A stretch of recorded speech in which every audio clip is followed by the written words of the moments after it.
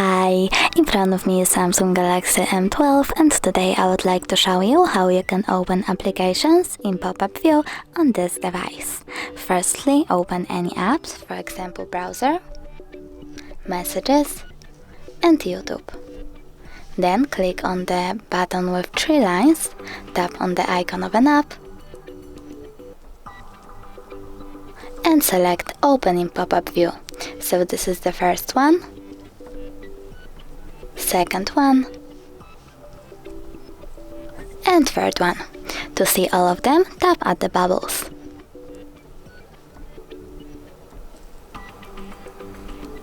As you can see, now I can use all of my apps at the same time. If you want to close any of these windows, all you need to do is tap at the top right corner of each of them or open background apps and choose Close All. Thanks so much for watching. If you enjoyed this video, don't forget to leave a like, comment and subscribe. Bye!